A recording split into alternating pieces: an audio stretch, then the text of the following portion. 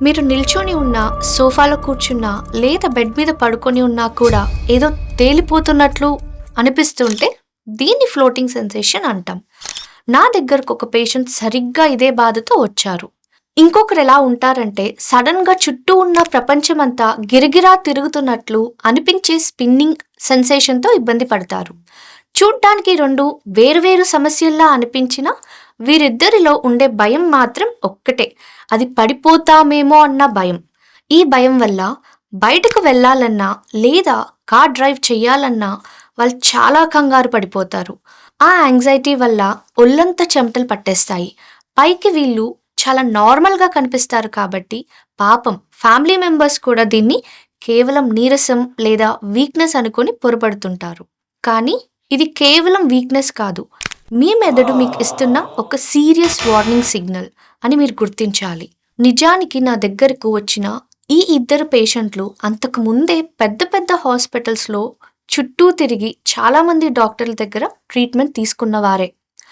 యాక్చువల్‌గా ఇది ఒక చిన్న టెంపరరీ ప్రాబ్లమ్ మాత్రమే. కానీ సరైన అవగాహన లేకపోవడం వల్ల వాళ్ళ జీవితాల్లో ఇది ఒక పర్మనెంట్ డిజేబిలిటీగా మారిపోయింది. ఒకరు కనీసం ఇంటి బయటకు కూడా వెళ్ళలేని పరిస్థితి వస్తే, ఇంకొకరు తన ఉద్యోగాన్ని వదిలేయాల్సిన పరిస్థితి వచ్చింది.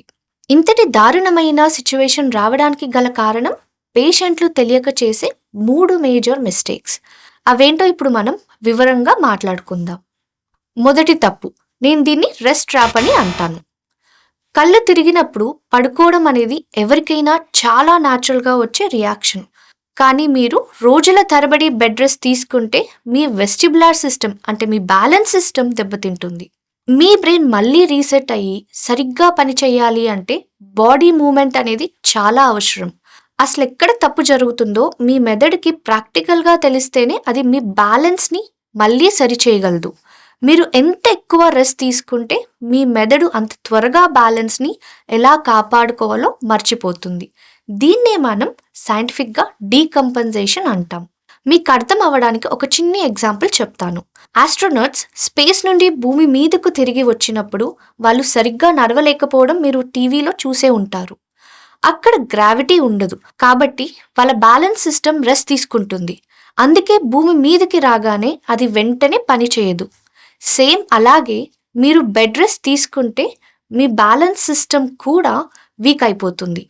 అతిగా రెస్ట్ తీసుకోవడం వల్ల మీరు సమస్యని తగ్గించడం లేదు, ఇంకా పెంచుతున్నారు. బెడ్ మీద అలా పడుకునే బదులు కనీసం కూర్చొని నెమ్మదిగా తల లేదా కళ్ళు కదపడం కూడా మీ బ్రెయిన్‌కి ఎంతో హెల్ప్ చేస్తుంది. రెండో తప్పు, లాంగ్ టర్మ్ మెడికేషన్ వాడటం. నెలల తరబడి వర్టిగో మందులు వాడటం వల్ల కేవలం పైకి కనిపించే లక్షణాలు అణిచివేయబడతాయే తప్ప లోపలున్న అసలు సమస్య సాల్వ్ అవ్వదు. ఈ మందులు మీ బ్రెయిన్ని ఒక రకంగా నిద్రపుచ్చి అది తనంతట తాను కోలుకునే శక్తిని ఆపేస్తుంది. మందులు వేసుకున్నంత సేపు బాగున్నట్లు అనిపిస్తుంది, కానీ అసలు సమస్య అక్కడే ఉంటుంది. మీరు ఆ మెడిసిన్ ఆపగానే మళ్ళీ తల తిరగడం మొదలవుతుంది. దీనివల్ల బ్రెయిన్ ఫాగ్ వచ్చి మీరు ఏ పని మీద సరిగ్గా ఫోకస్ పెట్టలేరు. అందుకే ఆ పేషెంట్ తన జాబ్ కూడా వదిలేయాల్సి వచ్చింది. అసలు సమస్య మీ లోపల చెవిలో ఉంటే బ్రెయిన్ని నిద్రపుచ్చడం అనేది ఎప్పటికీ పర్మనెంట్ సొల్యూషన్ కాదు. ఇకపోతే మూడో తప్పు, సరైన ఎవాల్యుయేషన్ లేదా టెస్టింగ్ లేకపోవడం. నిజానికి వర్టిగోని లోతుగా అనలైజ్ చేసే స్పెషలిస్ట్ మన దగ్గర చాలా తక్కువ మంది ఉన్నారు. అందుకే చాలాసార్లు పేషెంట్స్కి అసలు కరెక్ట్ టెస్టింగే జరగదు. సిటీ మరియు ఎంఆర్ఐ స్కాన్లు కేవలం మీ బాడీ స్ట్రక్చర్ని అంటే అవయవాలు ఎలా ఉన్నాయో చూపిస్తాయి, కానీ ఆ సిస్టమ్ ఎలా పనిచేస్తుందో అని చెప్పలేవు. బ్యాలెన్స్ అనేది మన బాడీలో one of the most complicated system. ఇందులో వెస్టిబులర్ సిస్టమ్తో పాటు కళ్ళు, మెదడు, మెడ, వెన్నెముక్క, కాళ్ళు, రక్త ప్రసరణ మరియు మీ స్ట్రెస్ లెవెల్స్ ఇలా ఎన్నో ఫ్యాక్టర్స్ కలిసి పనిచేస్తాయి. అందుకే దీనికి స్పెషలైజ్డ్ టెస్టింగ్ చాలా అవసరం. పేషెంట్ కండిషన్ని బట్టి ఈ టెస్టింగ్ 15 నిమిషాల్లో అయిపోవచ్చు, లేదా అసలు కారణం తెలుసుకోవడానికి 4 నుండి 5 గంటలు కూడా పట్టొచ్చు. కేవలం సిమ్టమ్స్ని బట్టి మందులు వాడటం కాకుండా ఇలా డీటెయిల్డ్గా టెస్ట్లు చేస్తేనే సరైన ట్రీట్మెంట్ దొరుకుతుంది. దీనివల్ల మీ సమస్య ఎక్కడుందో ఖచ్చితంగా తెలియడమే కాదు, ఇన్నాళ్ళు మిమ్మల్ని అపార్థం చేసుకున్న వాళ్ళకి ఇది కేవలం వీక్‌నెస్ కాదని మీరు ప్రూవ్ చేయగలరు. కేవలం ఈ ఇద్దరు పేషెంట్లు కాదు, మా దగ్గరకు వచ్చే చాలామంది ఏళ్ల తరబడి మందులు వాడుతున్నా కూడా అసలు రూట్ కాజ్ ఏంటో తెలుసుకోవడానికి సరైన టెస్ట్‌లు చేయించుకోలేదు. గుర్తుంచుకోండి, మందులు రాసే ప్రతి డాక్టరు వర్టిగో స్పెషలిస్ట్ కాదు. ఒక స్పెషలిస్ట్ మాత్రమే సరైన టెస్టింగ్ ద్వారా అన్ని కోణాల్లో మీ సమస్యను టెస్ట్ చేయగలరు. టెస్టింగ్ ద్వారా కారణం తెలిస్తేనే మనం సరైన ట్రీట్మెంట్ ప్లాన్ చేయగలం. ఇది 3 రకాలుగా ఉంటుంది. 1, మీనియస్ డిజీజ్ వంటి కొన్ని కండిషన్స్‌లో ఇచ్చే స్పెషలైజ్డ్ మెడికేషన్స్. 2, చాలా అరుదైన కేసులో అవసరమయ్యే సర్జరీ. కానీ మూడవది మరియు అందరికీ ఎక్కువగా అవసరమయ్యేది వెస్టిబులర్ రీహాబిలిటేషన్.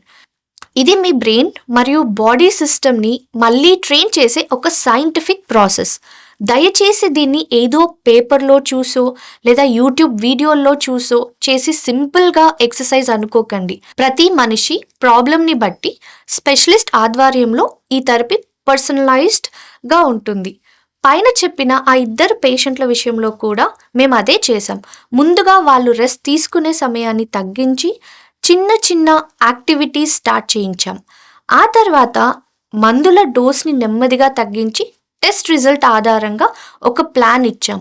దీనివల్ల కేవలం 6 నుండి 8 వారాల్లో వాళ్ళు పూర్తిగా కోలుకొని తమ పాత జీవితంలోకి తిరిగి వెళ్ళగలిగారు. మీకు వర్టిగో సమస్య ఉంటే కేవలం మందులు వేసుకొని అది తనంతట తానుగా తగ్గుతుందిలే అని అసలు వెయిట్ చేయకండి. మీరు ఎంత ఆలస్యం చేస్తే మీ బ్రెయిన్ ఆ తప్పుడు బ్యాలెన్స్ సిగ్నల్స్‌ని నిజమని నమ్మి లోపల ఫిక్స్ అయిపోతుంది. దీనివల్ల భవిష్యత్తులో మీరు పూర్తిగా కోలుకోవడం చాలా కష్టంగా మారుతుంది. రాసియాలో మా దగ్గర ఉన్న స్పెషల్ మెషిన్ల ద్వారా అసలు సమస్య ఎక్కడుందో మేము కనిపెడతాము. మీకు తల తిరుగుతుందా లేదా ఏదో తేలుతున్నట్లు అనిపించినా అది పర్మనెంట్ ప్రాబ్లం అవ్వకుండా మేము ఆపగలము. మీ పాత బ్యాలెన్స్‌ని మళ్ళీ వెనక్కి తెచ్చుకోవడానికి ఈరోజే మా స్పెషలిస్ట్ డాక్టర్లను కలవండి. అపాయింట్మెంట్ కోసం కావాల్సిన వివరాల్ని కింద డిస్క్రిప్షన్‌లో ఇచ్చాము. ఇలాంటి మరిన్ని మంచి విషయాల కోసం మన ఛానల్‌ని సబ్స్క్రైబ్ చేసుకోండి.